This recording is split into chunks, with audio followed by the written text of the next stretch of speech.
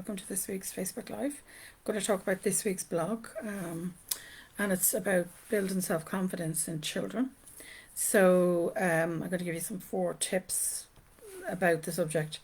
I've also talked previously about building self-confidence in adults, and if you're trying to build self-confidence in children, you feel like, I don't feel very self-confident in myself.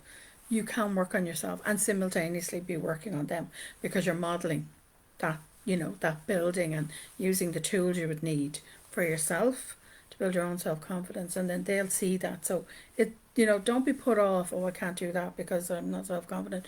Yeah, you can do both simultaneously, okay?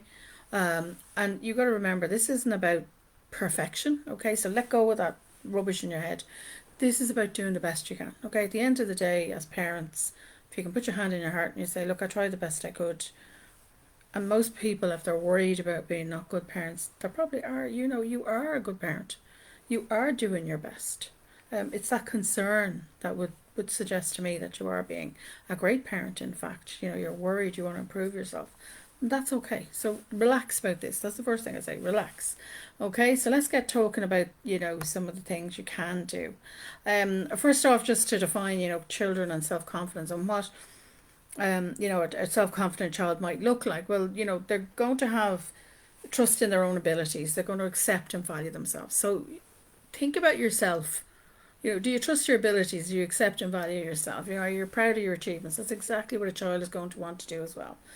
The thing I think most people get caught up in is around the mistakes.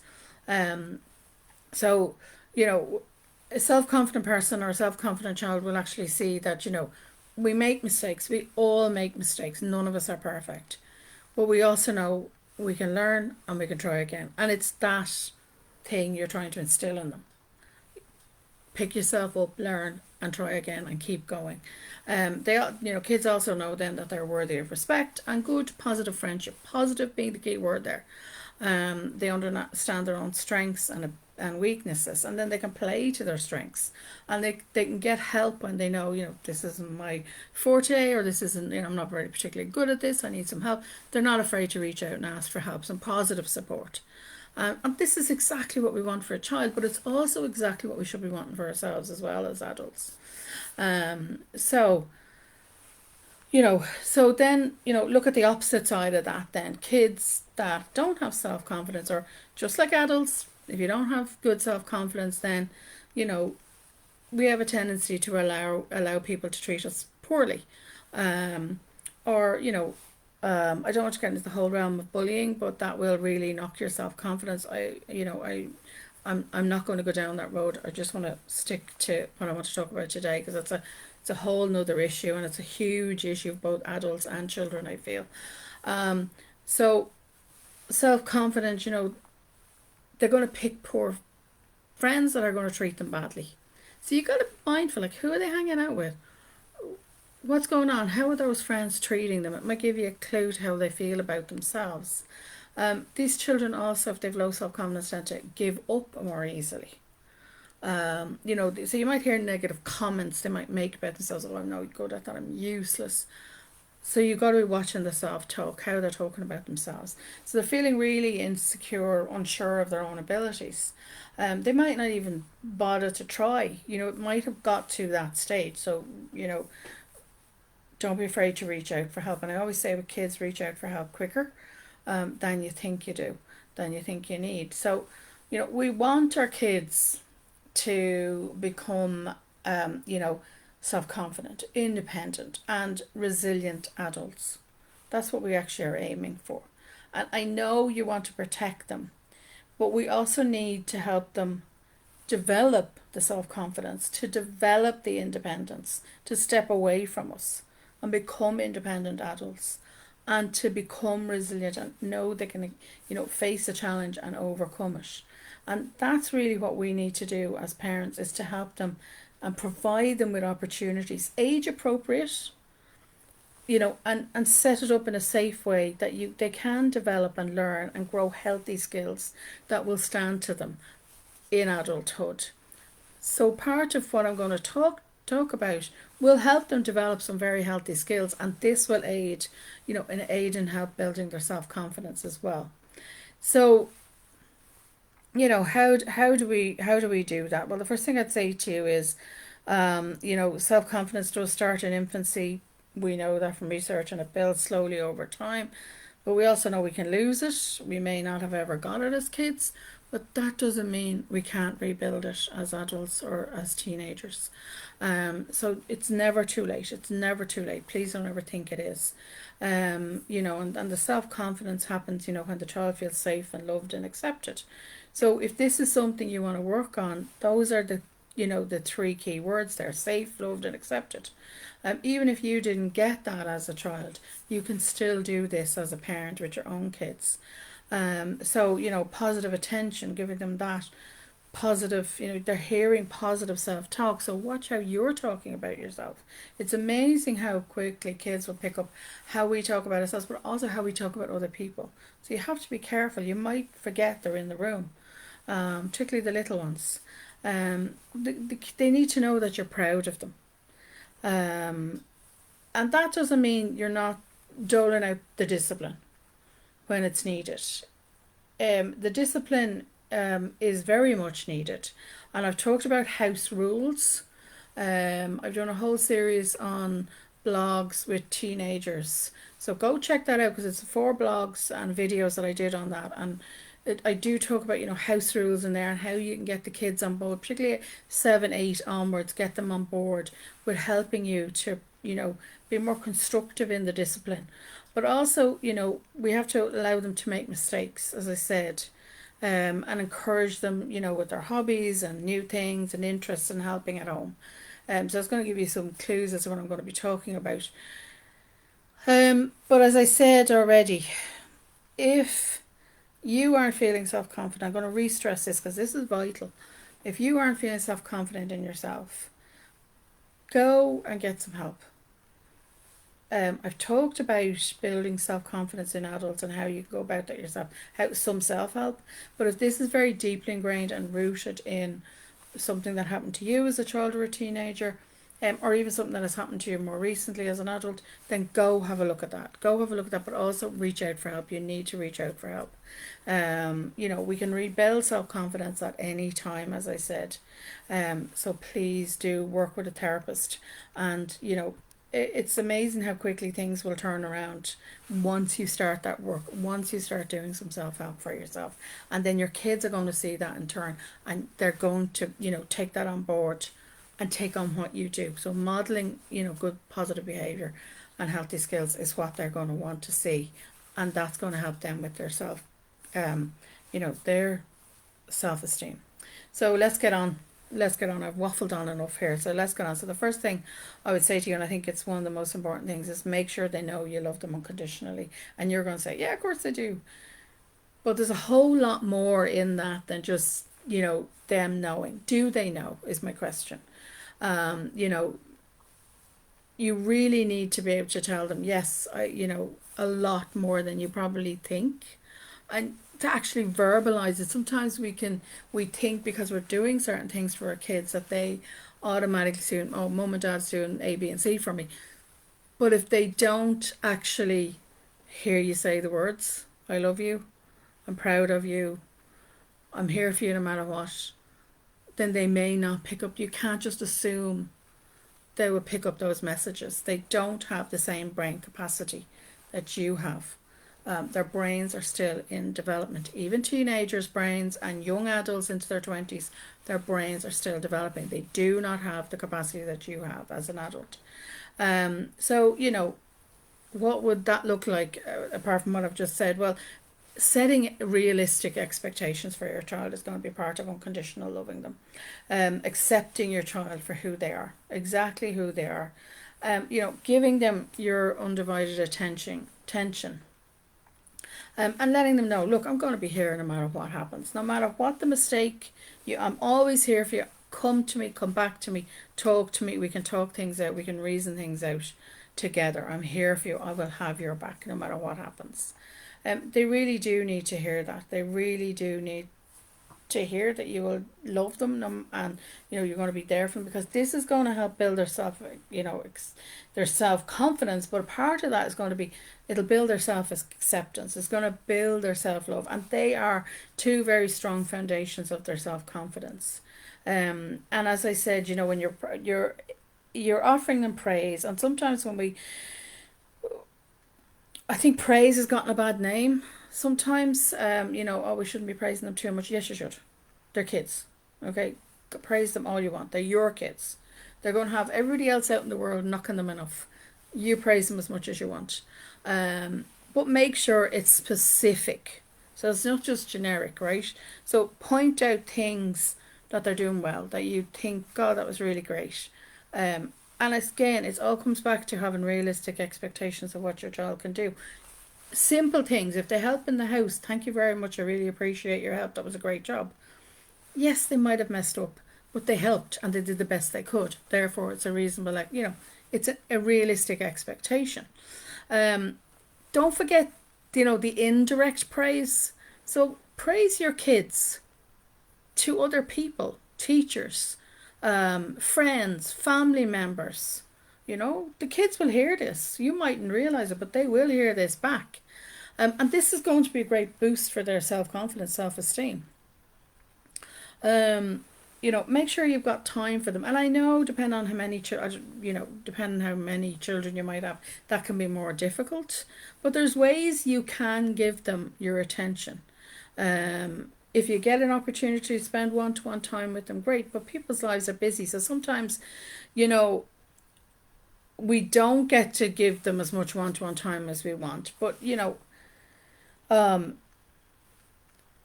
if you can incorporate it even with the other children that you have in the family, stories before bedtime, attending their games, showing interest in their hobbies, anything at all like that, looking at your own family routines and what you're already doing, and see where, give them some extra attention. Make sure they know you're there and you're there for them just as much as you might be for one of the other children, or for work. So if you're attending a football match or whatever they're into, don't be on your phone. Watch the match. The kids are going to see you. They'll know if you're not watching them. Even for a few minutes, make sure you're giving them some attention that's specific to them, asking them about how their school went. Dinner time is a great one for that. How did school go? Tell me about your day. Everybody's phone's off. Everybody's not on their tablet. You're not watching TV. Try and make a rule that you have some nights even where, particularly at the weekends, if you don't work weekends, that you are giving them their time, and allow them to give you the information back. Give them the time to give you the information back. Number 2, I'm going to go on because I was a bit waffly there. 2, go on, allow your child to make mistakes and take risks. So again, this is part of accepting your child for who they are right at this moment in time, and also remembering everybody has strengths and weaknesses, and nobody's perfect, and we all make mistakes. So, as I said, what distinguishes a self-confident person or child from another is their capability of learning from their mistakes and being willing to try again. So they're seeing mistakes as learning opportunities. They've reframed it in their mind, and that's your job as a parent, to help them make that switch. Allowing them to experience the consequences of their choices. So you can help them, you can encourage them to have another go with the new knowledge that they have. That's going to build their self-confidence and their resilience along the way. But allow them to make the choice. Now, within reason, okay? You've got to think age, your child's ability. Don't be comparing them to other kids that age. You've got to take that out of the equation. What can my kid do? And allow them to try it. And try different things. Yes, we want to protect them, but we have to kind of start learning to take that little step back.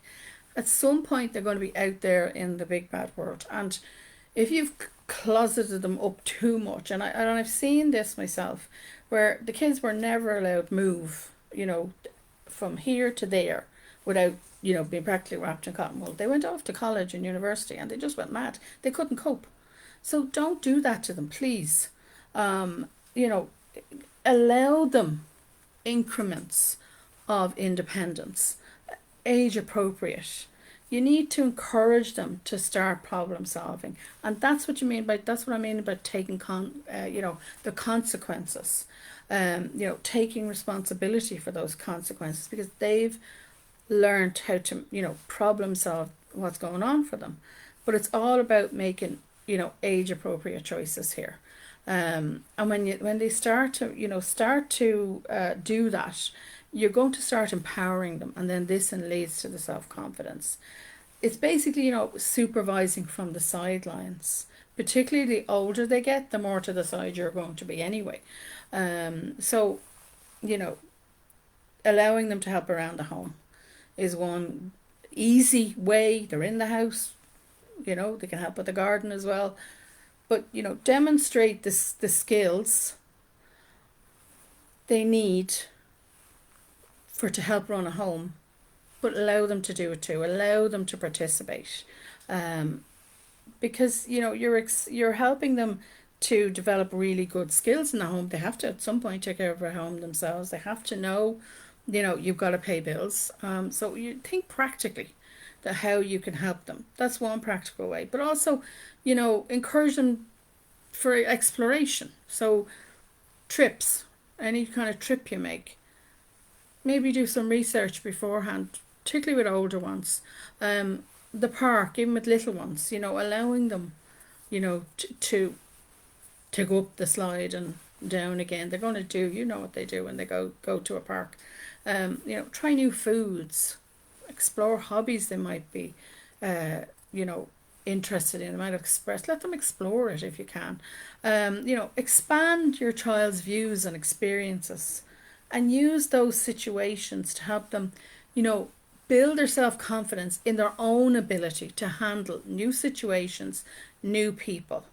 And remember to treat any mistakes that's made as a learning opportunity. It's always like an experiment. And most, if you look at science, if we look at technology, if we look at medicine, most experiments that were conducted, were trial and error. There were mistakes in some cases. So start reframing, how you're thinking about what your kids can do and what they can't do, and how you can get them involved practically with things. So this leads me on to number 3, and I've already mentioned it, like getting their home, help around the home, because it's a new skill, particularly for a lot of kids.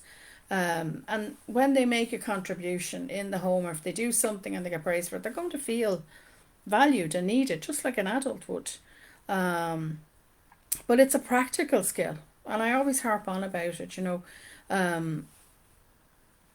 Children need to learn to look after themselves, age appropriately.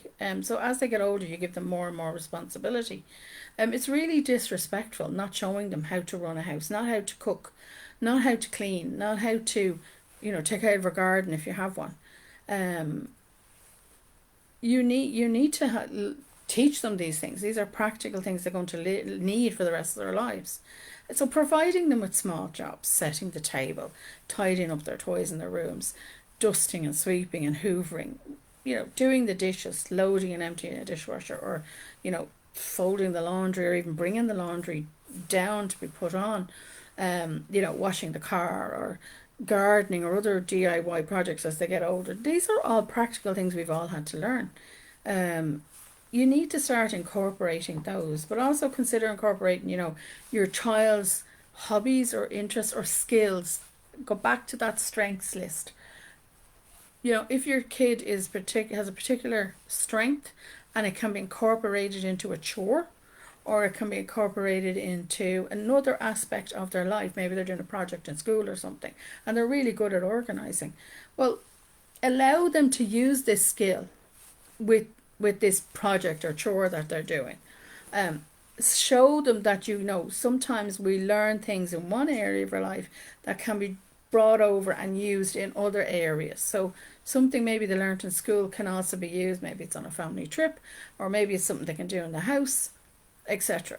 Try and get them to, again, you're broadening their mind, you're showing them they have all these skills. They don't have to just be in one area and stay in one area. They can be pulled across to other areas of your life as well.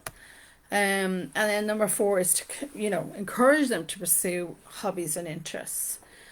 But this also includes taking some downtime and playtime, because this is vital.